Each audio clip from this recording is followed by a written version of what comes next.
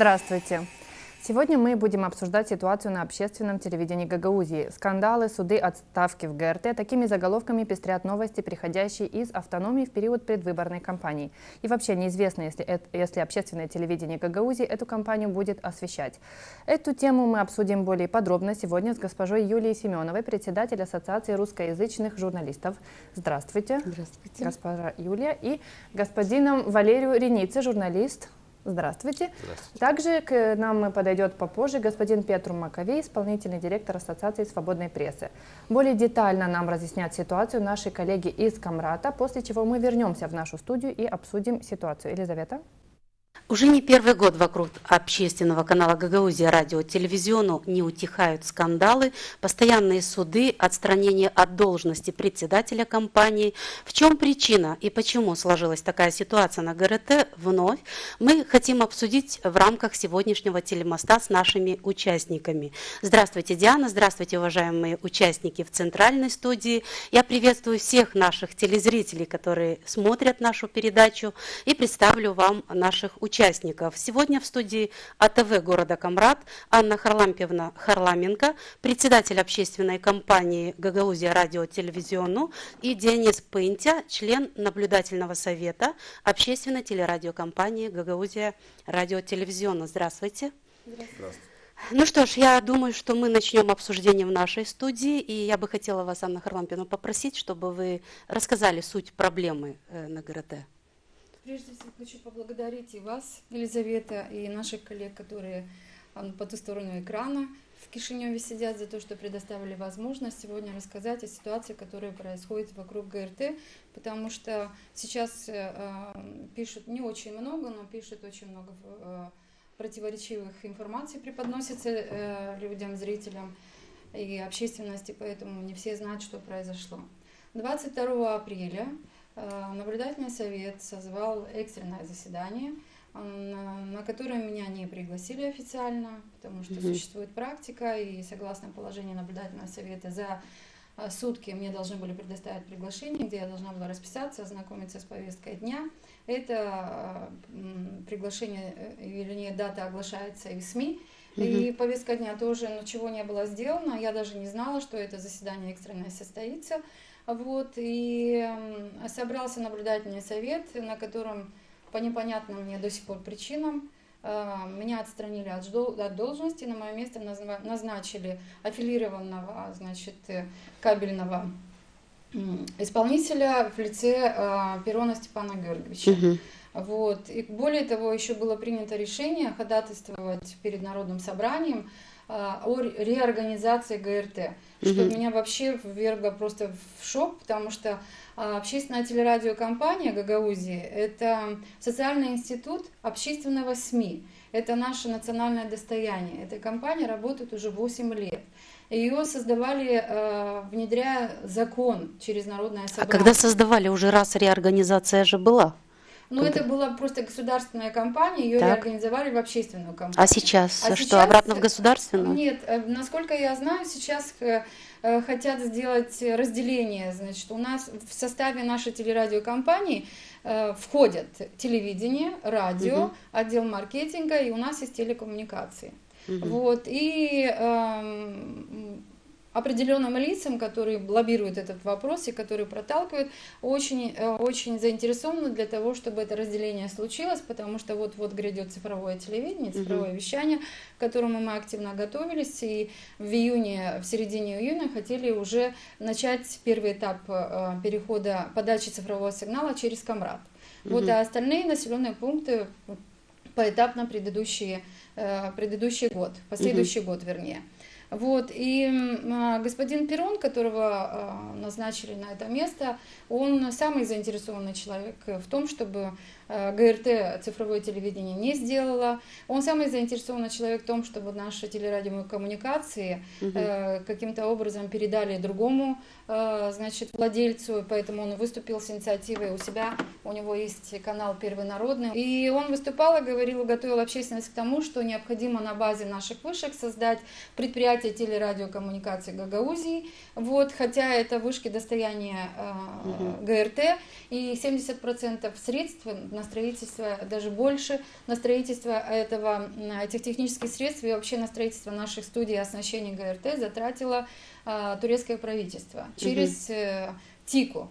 Вот, поэтому меня вообще удивляют вот эти решения, которые принимают спонтанно, которые входят в противоречие с законодательством и которые ведут не к помощи и развитию телевидения и радио Гагаузии, а к его развалу. И наблюдательный совет, который был избран согласно закону для того, чтобы помогать развиваться телевидению, для того, чтобы помогать встречаться с общественностью, для того, чтобы улучшать какую-то жизнедеятельность нашу, получается, выступил инициатором вот это вот разделения, вот этой реорганизации.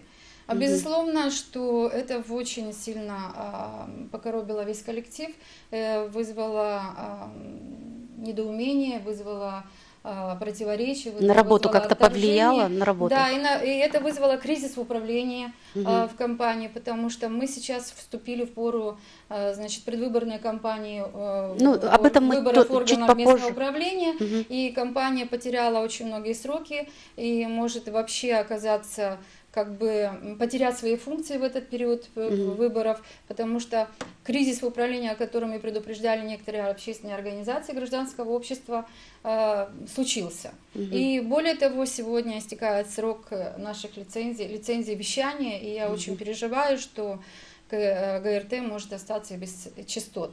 Вот к чему привело вот такое вот незаконное принятие решений без оснований, без обдумывания, без обсуждения, бегом, голословно, под влиянием каких-то политических сил в этот период, политический предвыборный период перед выборами. Денис, вы как член наблюдательного совета, вот как можете прокомментировать то, что там происходит на ГРТ?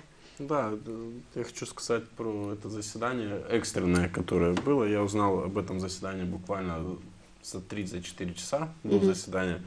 Но когда пришел, был удивлен, что на экстренном заседании только я был.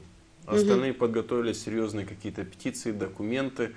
Получается, просто некоторые члены наблюдательного совета собирают какой-то свой круг, и тех, кто не угоден из членов наблюдательного совета, они вообще не ставят в известность и стараются всячески не давать этому человеку То есть вы не знали, какое решение Нет, они будут принимать? Ну, мне сказали, что это экстренное заседание, я не знал ни повестку, не смог ни к чему подготовиться, но в то же время у других членов наблюдательного совета они были намного больше подготовлены, они, наверное, готовились месяц, может и больше, и прозвучало какие-то нелепые обвинения, там достали какой-то акт счетной палаты, который не заверен ни одной стороной, ни второй стороной, потому что после проверки должна быть печать общественной компании, должна быть печать счетной палаты.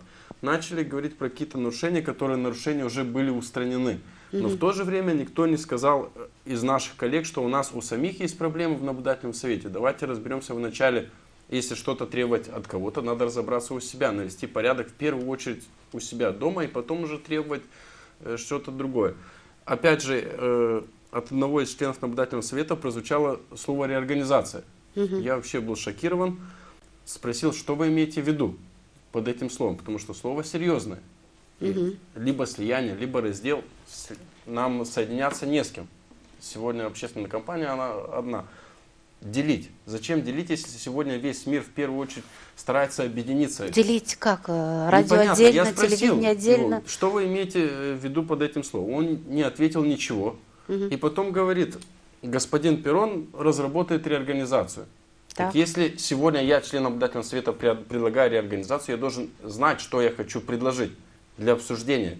А не назначив сразу Перрона, и потом говорит, он нам предоставит реорганизацию. Я просто вижу, что здесь все спланировано, и здесь идет прямо явная попытка разделить компанию и развалить эту... И к чему пришли? Что дальше? Вот мы ждем.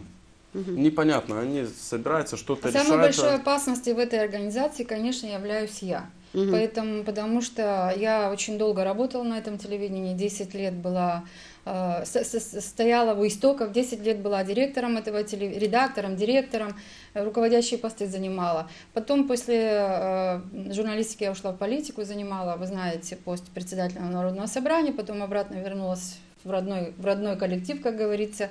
Вот, и естественно, что я могу оказать, и могла оказать, и могу оказать большое сопротивление вот этому неправомерным действиям, которые сейчас последовали. И, безусловно, что первая была задача отстранить Харламенко, чтобы не мешало, для того, чтобы эту реорганизацию осуществить, и для того, чтобы помочь определенным силам получить те технические средства, то достояние, то богатство, которое у нас есть. Потому что сегодня цифровое телевидение намного дешевле эти мультиплексы строить, имея телебашни, которыми располагает наша компания. Вот эти у вас телебашни, есть сколько да, вышек? У нас есть 7, значит, у нас есть 3 большие, действительно, башни в Камрате, в Бурчах и в Вулканештах, и есть еще 4 столба, на которых установлено наше оборудование, которые мы используем для подачи нашего сигнала.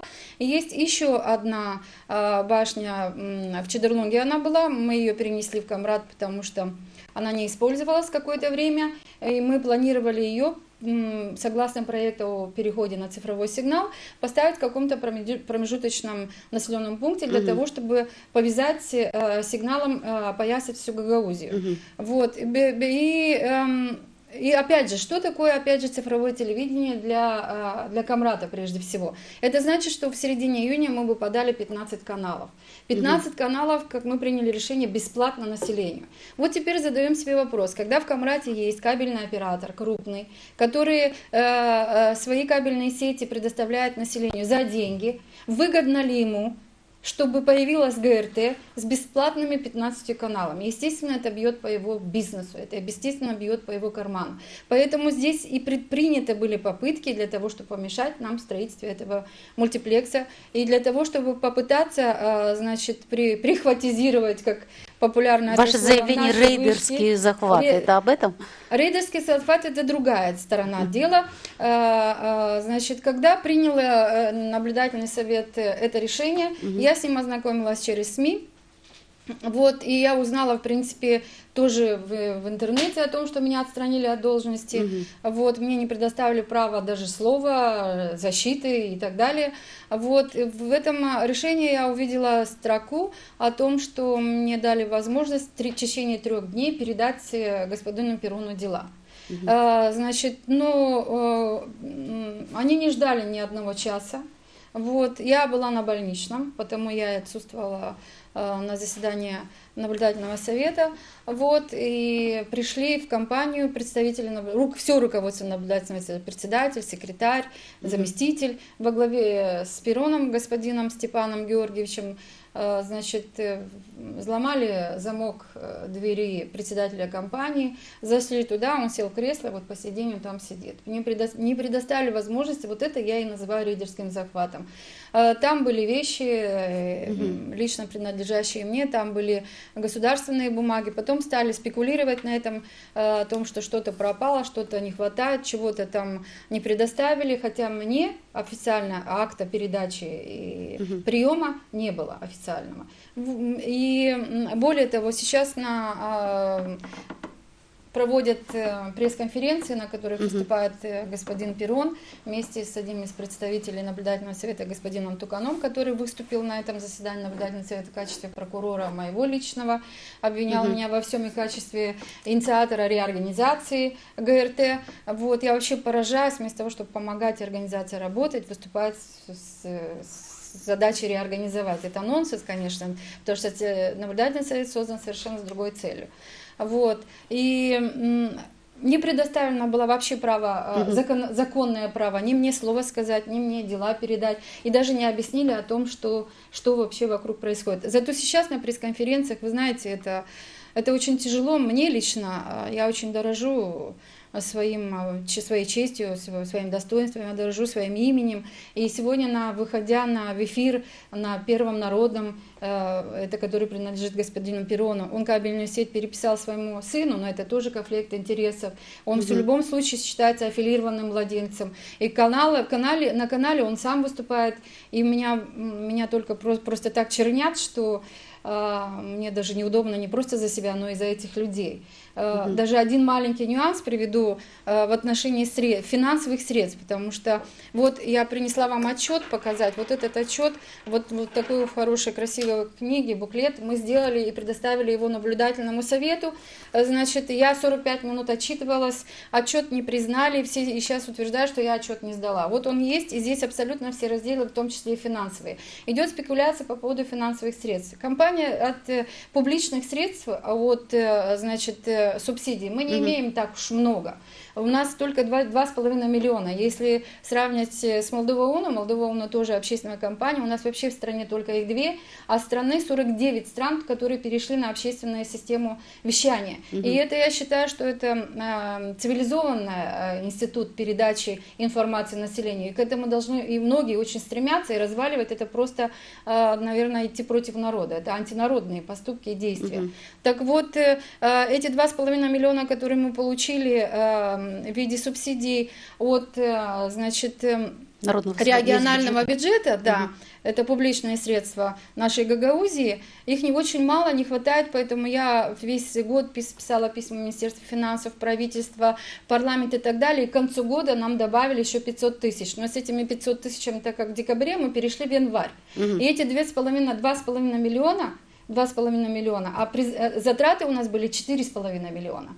И я специально создала отдел маркетинга при телевидении, и чтобы мы научились сами тоже зарабатывать, потому что у государства денег так много нет, а это деньги налогоплательщиков наших, и поэтому мы, создав такой сильный отдел, мы научились, мы 1 миллион заработали сами. И еще и за счет продажи, увеличения наших продаж, кроме того, мы привлекли спонсоров, мы участвовали в грантовой политике, значит, у нас были аренды наших технических средств, и в общей сложности затрачено было 4,5 миллиона. И получается 2,5 отнимите, мы заработали сами, мы вытащили эту компанию, мы удержали ее, мы разнообразили, значит, авторские проекты, мы разнообразили, увеличили, значит, время информационных программ. Если даже вот, к примеру, на радио, когда я пришла, было 9 программ, то теперь 26 выходит. На телевидении сейчас 30 программ, мы все это оплачивали. А они считают совершенно неправильно. Они считают, и счетная палата, она была, проверку сделала. Счетная палата нашла какие-то так незначительные нарушения, которые мы очень быстро устранили по их рекомендации, и даже им отчитались. Но в этом акте счетной палаты половина акта было нарушение наблюдательного совета, их почему-то никто не рассматривает. Ну, давайте мы передадим слово Кишиневу, послушаем наших кишиневских участников по этому поводу. Диана, мы передаем вам слово. Спасибо, Елизавета. Ну что ж, мы слышали мнение наших коллег из Камрата. Я попрошу вас прокомментировать. Господин Реницын. Добрый день всем, которые нас смотрят. Я, во-первых, хочу поддержать именно журналистов этого телевидения. И мы сейчас не можем знать о всех подводных камнях, мы не можем знать о интригах, они там, наверное, присутствуют, как везде при таком конфликте. Но есть вещи, которые не подлежат сомнению, и они ясны, так сказать, с первого взгляда. Во-первых, как я понимаю, в этом конфликте забыли о журналистах, о людях, как у нас всегда. Что-то делят, что-то пытаются реорганизовать в интересах бизнеса.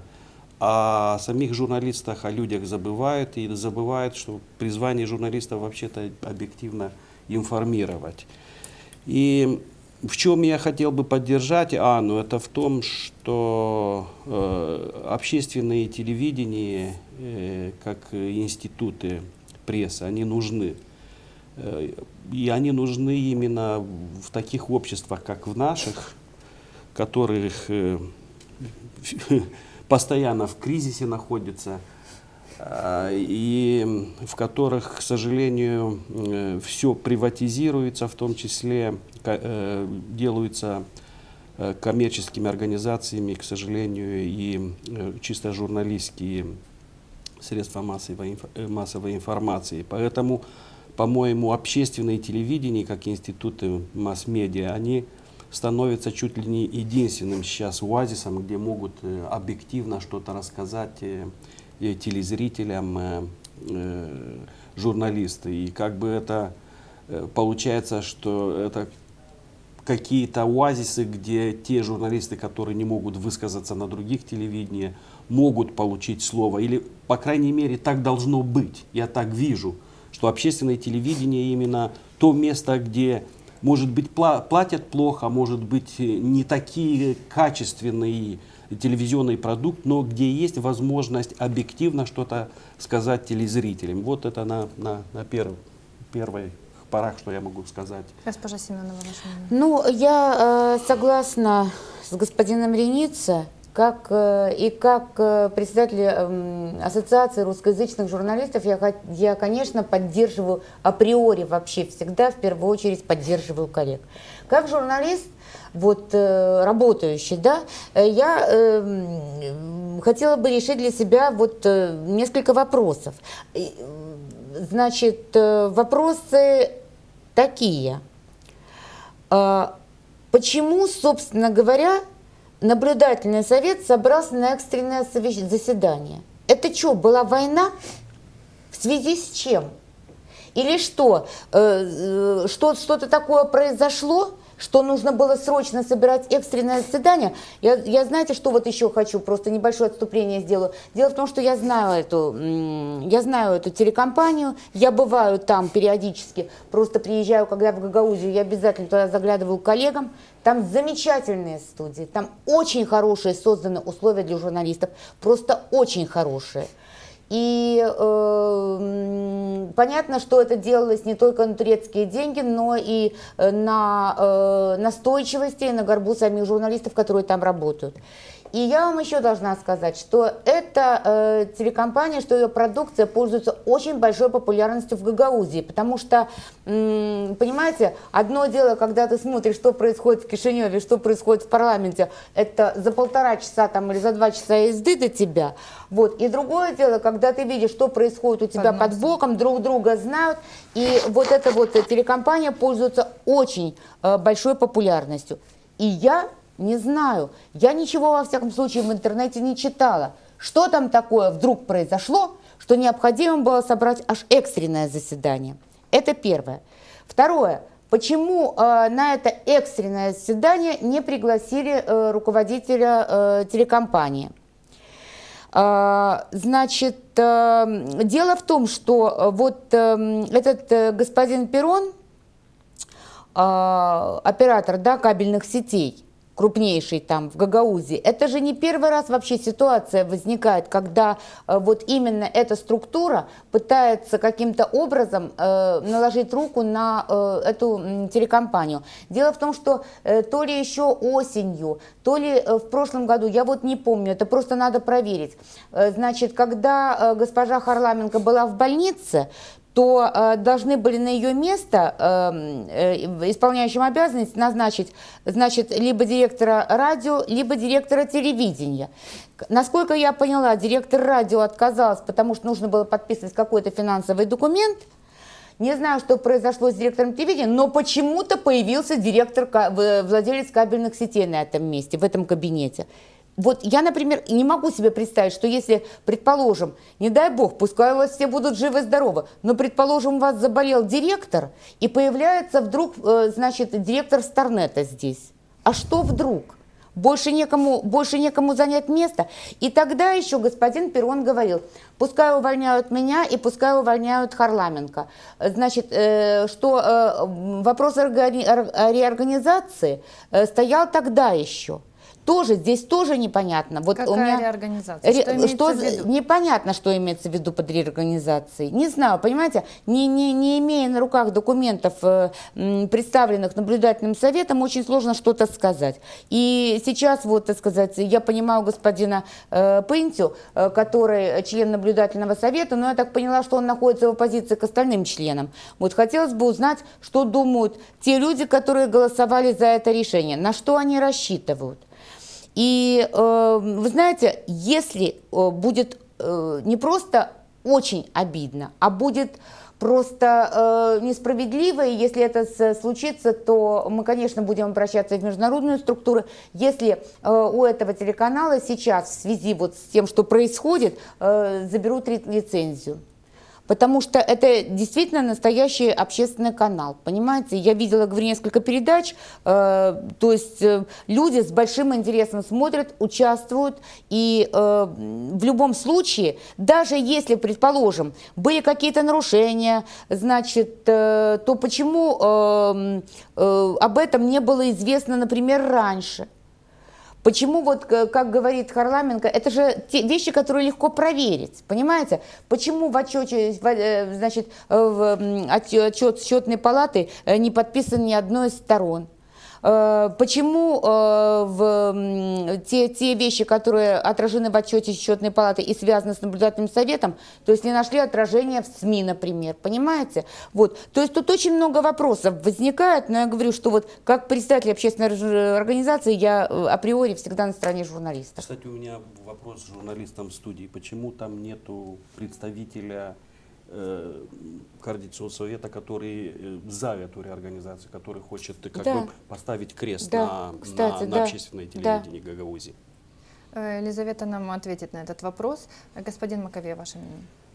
Здравствуйте, во-первых, приветствую вас и всех телезрителей, которые нас смотрят, в том числе в Гагаузской автономии. С моей точки зрения, ситуация, которая складывается сейчас вокруг ГРТ, она как лакмусовая бумага, да, по сравнению с тем, что творится вообще в нашей стране, в том числе и с общественной национальной телерадиокомпанией «Телерадио Молдова», потому что и там, в Гагаузии, и здесь, в Кишиневе, на остальной части Республики Молдова происходят, в принципе, те же процессы, проще говоря, политическое давление на общественные радиовещатели с тем, чтобы подконтролить себе эти структуры.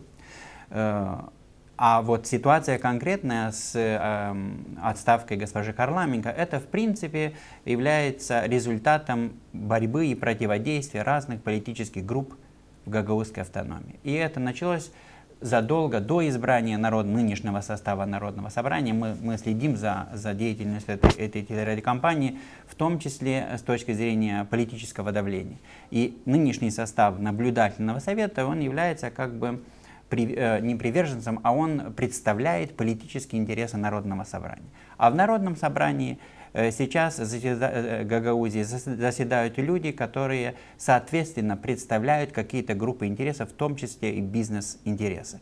С этой точки зрения я на 100% согласен с тем, что говорила госпожа Харламенко, касающейся личности господина Перрона и его интересов, определенных конкретных бизнес-интересов в этой сфере. Кстати, мы проводим сейчас журналистское расследование, и там всплыли какие-то документы, согласно которым он передал право на использование вышки своему сыну. И, естественно, мы можем говорить о явном конфликте интересов, но опять же, мы в связи с этим установили, что в законе Республики Молдова о конфликте интересов, оказывается, когда был принят этот закон, они не учли тот факт, что нужно включить как чиновников и представителей ГРТ. То есть общественные национальные компании, там они включены, они обязаны давать декларации о доходах и интересах, обязаны давать декларации о интересах. ГРТ они не обязаны. И сейчас Перрон говорит, а я не обязан это делать. Я не обязан давать такого рода декларации. То есть его действия законны? Они аморальны, они с общечеловеческой точки зрения они противоречат нормам поведения в демократическом обществе, но чисто с точки зрения закона это еще нужно разбираться. И я призываю просто к тому, чтобы компетентные органы Гагаузской автономии на национальном уровне занялись этим вплотную. Что касается, вот Юля говорила насчет лицензии. Здесь я не совсем с вами, Юля, согласен. Я считаю, что здесь есть вина как раз-таки госпожи Харламенко, потому что затянули непозволительно этот процесс. Сегодня истекает дата, по которой они должны были подавать там документы. Не просто письмо. Сейчас я вчера разговаривал с представителями КСТР, я так понял, что Перрон им дал какую-то там бумажку, но бумажки недостаточно. Во-первых, есть законом предусмотренный период, в котором они должны представить заявление на то, чтобы им автоматически продлили. Они этого не сделали, и это должна была сделать госпожа Харламенко. Она этого, к сожалению, не сделала. Сейчас мы будем, конечно же, протестовать. Конечно же, это это очень легко, это у нас как бы на тему дня, все протестуют. Но есть закон. По закону они должны были это представить. Сейчас у КСТР не будет другого законного выхода из этой ситуации, кроме как объявить конкурс на эти частоты. И в законе также предусмотрено, что первые, то есть имеют они приоритет. Они были на эти частоты, и у них есть приоритет. Но, конечно же, было бы желательно, чтобы не доходили до этого, чтобы они должны были представить в определенный срок документы. Все было как бы на основе закона. Если сейчас КСТР сделает исключение для ГРТ, мы же будем протестовать, потому что это противозаконно. И их может, я не знаю, там ЧНА или другие структуры обвинить в том, что они принимают незаконные решения. Поэтому вот мы создали такой прецедент, а теперь кто-то должен расхлебывать все это. Что касается деятельности этого органа, наблюдательного совета при общественной телерадиокомпании Гагаузии, ну, извините меня, это может быть не... Это скандально, то, что сейчас происходит. Я смотрю онлайн-версии заседаний этого совета, и я диву даюсь, потому что там вообще... Вот Юля и господин Реницы говорил, что да, мы думаем о журналистах, а давайте подумаем о гражданах, потому что граждане стали заложниками, жители этого региона стали заложниками этой междоусобицы, борьбы между политическими кланами. Мы знаем, что госпожа Харламенко тоже в какой-то определенный момент своей деятельности представляла определенный политический курс. Да? Я даже уверен, что сейчас она не полностью отошла от этого курса. Сейчас Перрон представляет другой курс. Сейчас вот в этой междоусобице, в этом споре стали заложниками фактически жители региона, которым не дают общественно значимую информацию, потому что она преподается с точки зрения тех представителей кланов А или Б, которые сейчас на временном промежутке руководят этой кампанией. Конечно же, то, что насколько нахрапом все это сделано, я согласен с госпожой Харламенко, что в цивилизованном обществе такого не может происходить, чтобы приходили сразу и там взламывали двери, не давали как бы... все это, конечно же, из ряда вон выходящее. С моей точки зрения, тут я больше...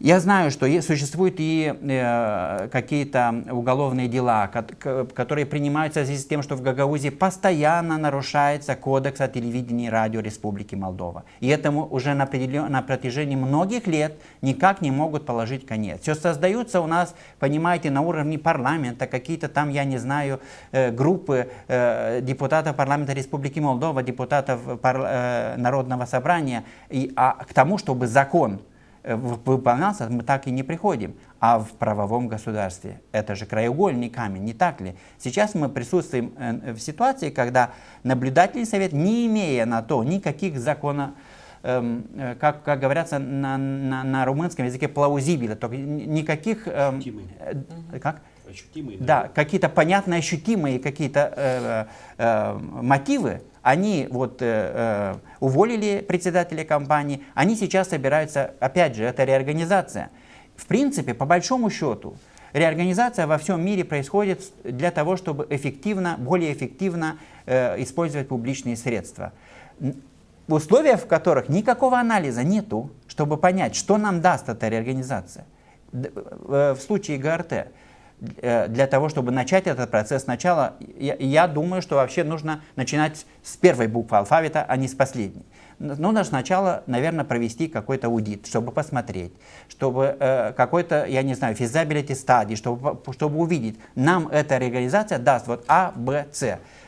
Во главу угла, конечно же, должно быть более широкое информирование граждан. Это нам поможет или не поможет? Если, опять же, смотреть на все, что сейчас происходит в автономии, я уверен практически в том, что речь идет о желании определенных сил, политических сил, которые и бизнес-интересов местных, а может быть и на национальном уровне, чтобы идет борьба за зону влияния, во-первых. Во-вторых, идет борьба за конкретные блага, да? Это будь то, я не знаю, вышка X или вышка Y, для того, чтобы потом уже из этого извлекать какие-то выгоды.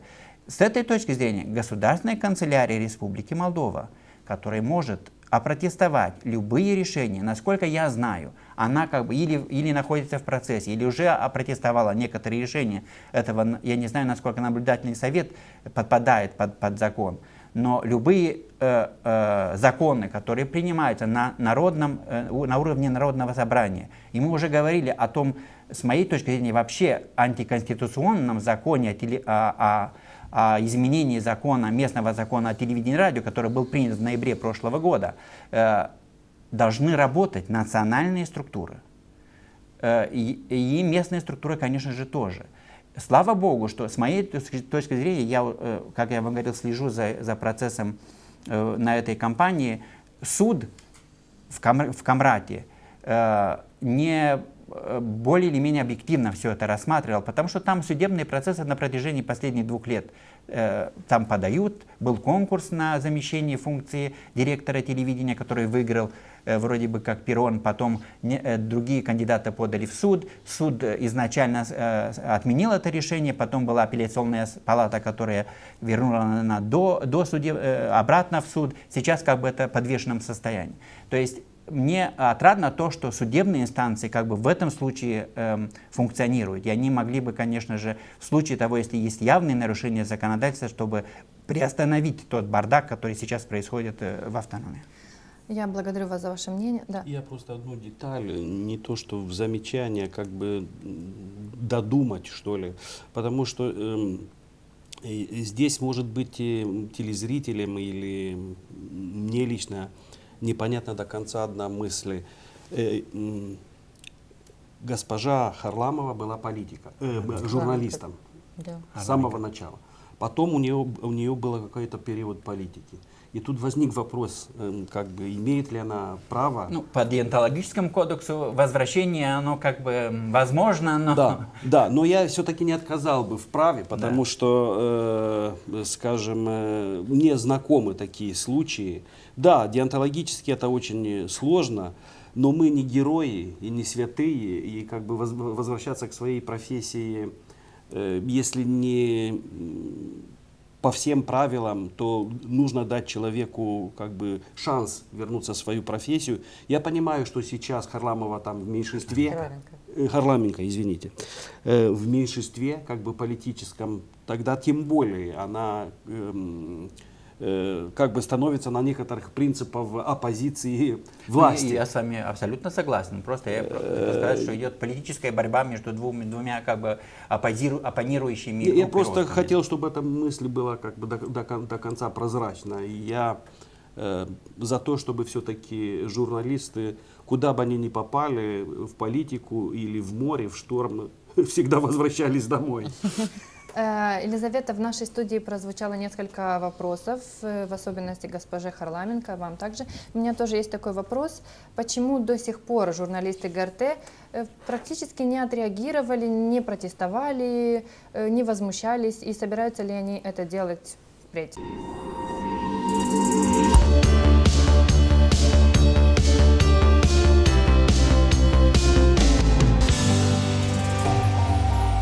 Пригласили к нам в студию члена наблюдательного совета и председателя компании Гагаузия радио телевизиону. Мы хотели просто сегодня поднять эту проблему, обсудить. Ну, а дальше посмотрим, если захотят еще принимать участие в наших программах, мы продолжим. Ну, перейдем тогда, Анна Харламовна, к вам. Благодарю за комментарии, интересные мнения, интересные предложения, которые прозвучали. И хочу сделать акцент действительно на то, что я ушла с политики и отдала предпочтение творчеству, потому что мне это ближе, это мне дороже, мне это интереснее.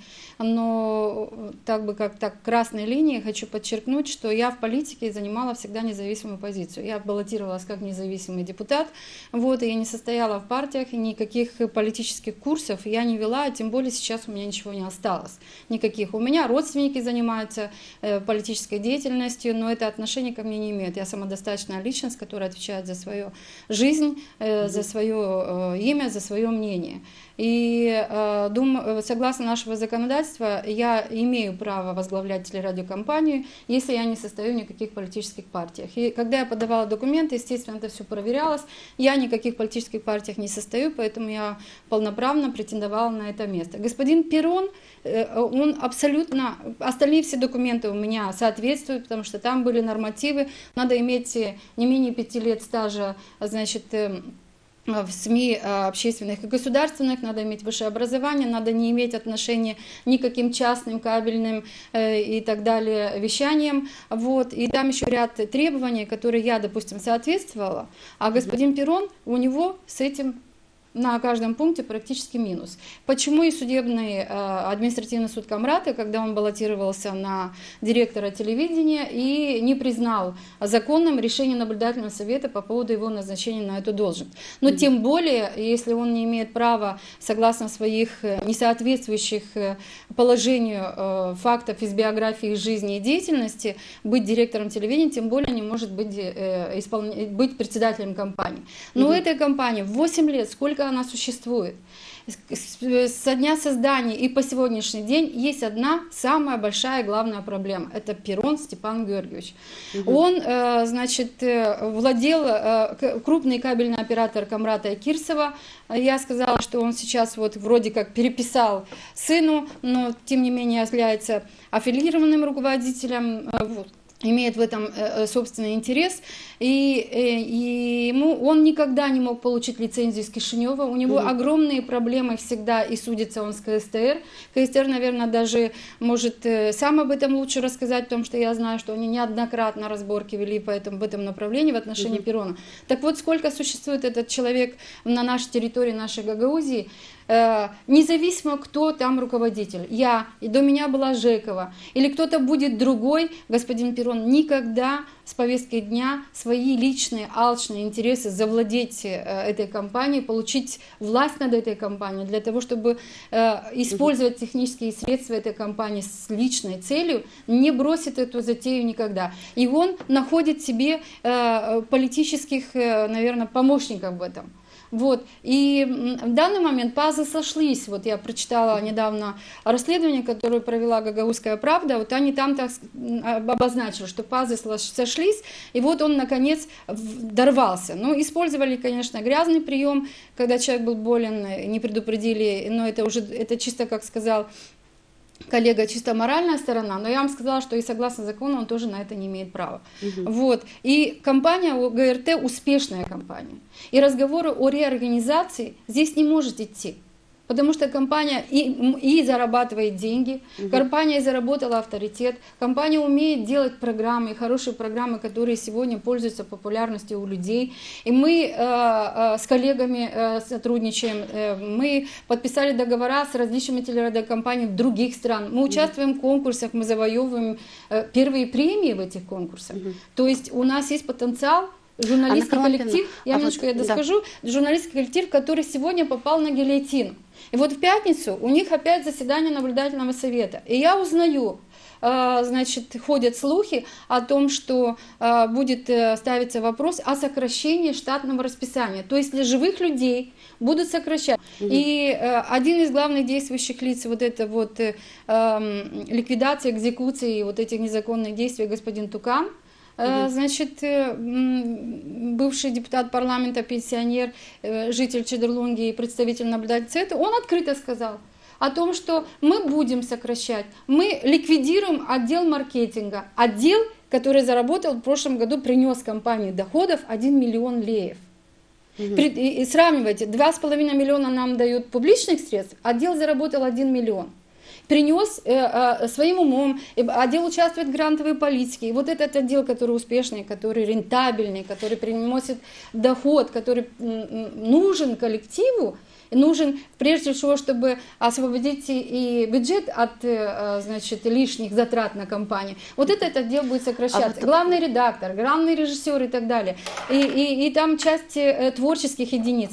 Меня это просто вот глубоко ранит сердце, потому что я вижу на этом вымещение мести, вымещение злобы. Убираются люди, который имеет отличную от господина Перрона, от наблюдательного совета отличное мнение. Убираются люди, которые очень много лет работали, 10 и более лет. Убираются люди, делается попытка, вернее, убрать людей, которые имеют возможность хорошо работать, и то есть на их этом ярком фоне этих людей господин Перрон со своими антипрофессиональными качествами, то есть вообще отсутствием этих профессиональных качеств, не может себя проявить. И в отношении лицензии я господину Маковею хочу сказать о том, что буквально за 3-4 дня до моего отстранения я была в КСТР, мы обсуждали там лицензию и продление на вещание, и получение лицензии на цифровой мультиплекс. У нас была достигнута договоренность, и я через несколько дней должна была предоставить необходимые документы. Я начала над ними работать, я практически их подготовила. Мне сказали, что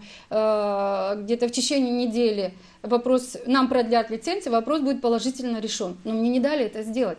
Здесь я абсолютно не согласна, что здесь есть моя вина, что я не предоставила. Я об этом прекрасно знала, я начала эту работу, я бы ее завершила, если бы меня не убрали вот таким незаконным образом. Конечно, я обратилась в судебные инстанции, и я встречалась с юристами, никаких оснований законных не было меня отстранять от должности, и никаких абсолютно оснований нет проводить реорганизацию компании. Почему молчит коллектив?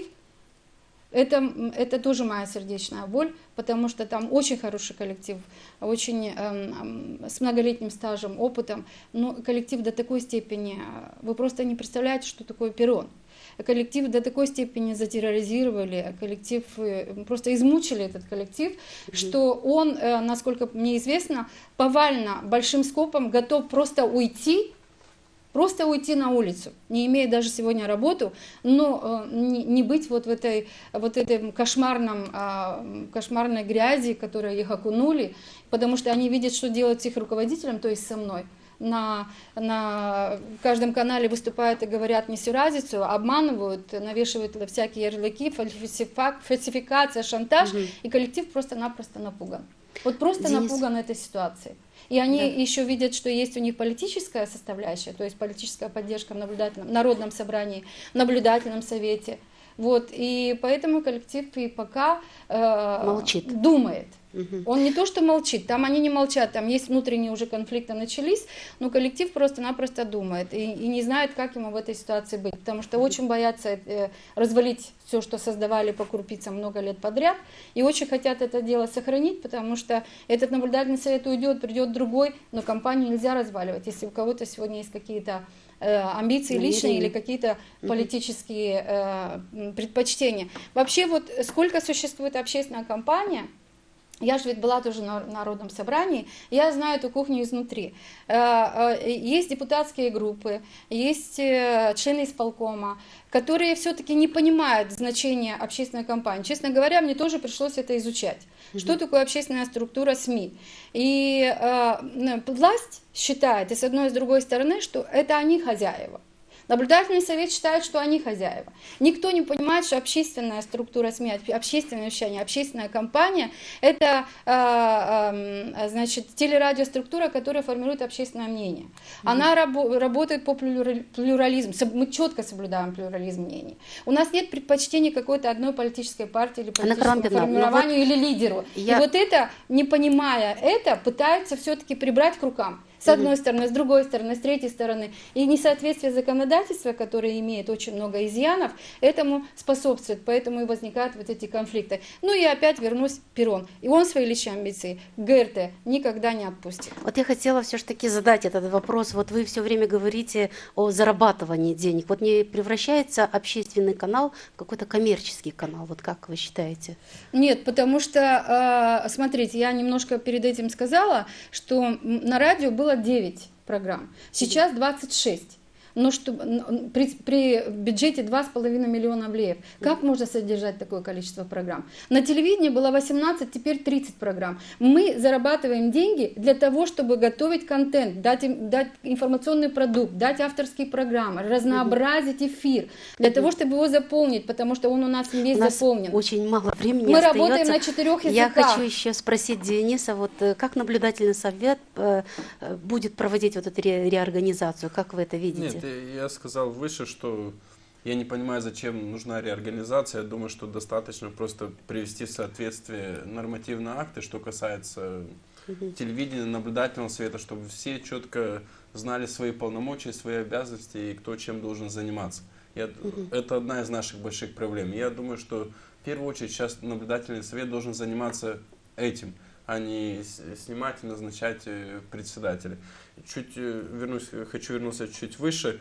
Опять же, смотрите, даже Кишинев понимает, что Перрон имеет отношение к кабельным сетям, а мы, члены наблюдательного совета, сидим здесь на месте и не понимаем, что человек имеет отношение к этому, и назначаем его председателем компании или там выбираем директора телевидения. Но это мое сугубо личное мнение. Я думаю, что в этом наша тоже есть ошибка.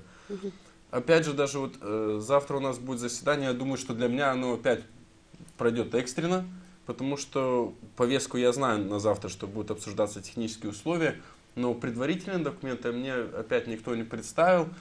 Я думаю, что завтра у всех остальных членов наблюдательного совета они будут, они уже быстренько, я думаю, рассмотрят. А кроме вас еще есть в наблюдательном совете, которые не в курсе, что завтра будет, какие вопросы будут решаться? Нет, вопросы известны. Известны? Но если технические, мы будем обсуждать технические условия. Я, как член наблюдательного совета, должен видеть предварительно эти бумаги, если мы хотим проводить качественную работу. Правильно? Чтобы я мог посмотреть, обдумать, внести свои предложения, прийти на наблюдательный совет и об этом разговаривать. Но, опять же, до сих пор мне не было ничего представлено. Я думаю, что завтра пойдет по такому же... Технические условия – это пакет документов, куда входит бюджет, то есть финансовый план, туда входит творческая декларация, туда входит штатное расписание, туда входит сетка вещания, туда входит техническая концепция и туда входит система оплаты труда сотрудникам. Вот этот весь пакет называют технические условия. Мы этот пакет предоставили еще в декабре. И они должны были по закону в декабре его и выбрать, и утвердить. Только в феврале, по-моему, в феврале сделали вид, что на 3 месяца утвердили этот пакет, но произошло еще больше недоразумений, которые я вообще даже не могу объяснить ни с какой позиции. Приняли, вы, по-моему, ваш канал тоже это освещал, приняли на 3 месяца весь этот пакет, а потом предоставили нам решение совершенно другое. И мы не смогли внедрить ни сетку вещания, ни штатное расписание и так далее. То есть подделали даже решение, не дали нам возможность даже на эти 3 месяца внести эти документы, чтобы компания работала. Это ведется давно, целенаправленное, вот это вытравливание, выживание, понимаете, и какой-то заказ. И я в этом заказе всегда усматриваю вот интересы и бизнеса определенных людей, и политические интересы. И сейчас весь коллектив взбудоражен, потому что уже известно, господин Перрон даже не скрывает, и господин Тукан тоже не скрыл, и уже говорят, кого будут даже выгонять с работы, ну типа сокращать. И самое смешное, что насчет системы оплаты труда, мне стало известно... Новшество. Да, новшество. Мне стало известно, я, наверное, коллеги тоже, для них это будет очень удивительно. Господин Перрон объявил, что теперь он, как новый руководитель общественной телерадиокомпании, внедряет новшество. Каждый работник сам себе будет определять, сколько ему платить денег. Это как возможно? Я не понимаю, потому что существуют различные и трудовой кодекс, и различные положения об оплате труда. Я не понимаю, как он это будет делать. Да. Может быть, как себе, когда он 1 месяц исполнял обязанность, он себе назначил 16 тысяч лей зарплату.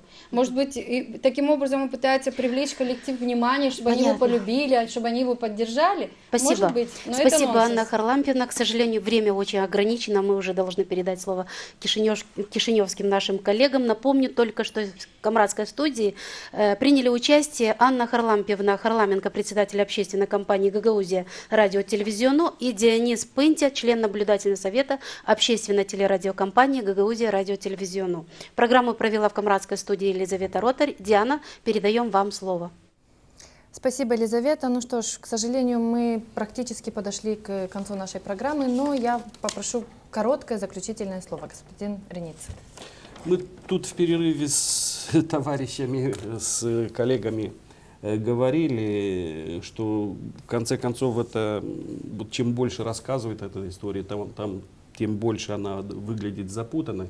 Но ясно одно, что журналисты пострадали, страдают, и вот как журналистов именно, и тех, которые делают свою работу, нужно поддержать, и, наверное, КСТР как-то войдет в их положение и не нарушая закон, продлить лицензию.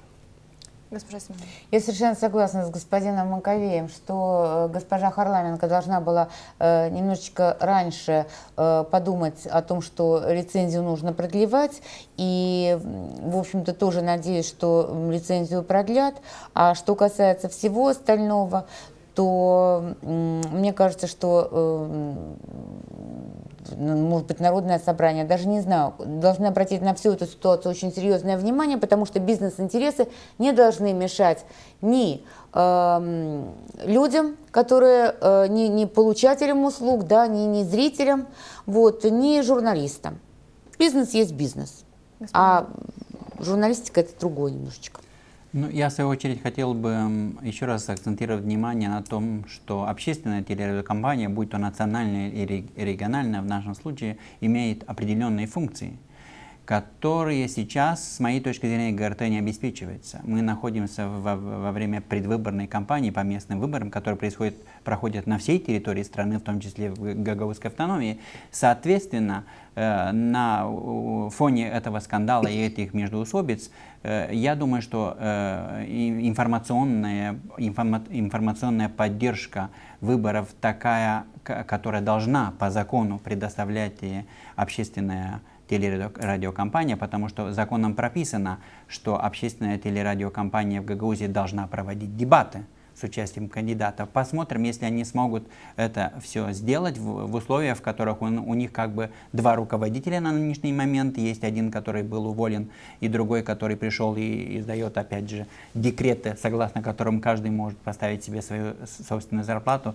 Я проверю, насколько это соответствует действительности. Это, конечно же, смешно, но в таких условиях как бы общественная телерадиокомпания не может выполнять своих натуральных, да, законом прописанных правил, а наблюдательный совет общественной телерадиокомпании Гагаузии, с моей точки зрения, их просто нужно распустить, потому что они не основываются в принятии решений на интересах этой компании, на интересах автономии, по большому счету, и не основывается на интересах общественности. А наблюдательный совет как раз-таки был утвержден и на национальном уровне, и на региональном, с тем, чтобы осуществлял общественный контроль над общественной телерадиокомпанией, не государственной, не компанией, которые принадлежат каким-то депутатам или председателю Народного собрания или Башкану.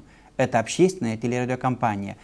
Погоду, будем так говорить, там делает наблюдательный совет. И если этот состав не может этого сделать, пускай тогда они все уйдут в отставку и выберут людей на основе закона. И выберут людей, которые могут и хотят помочь в том, чтобы эта компания развивалась.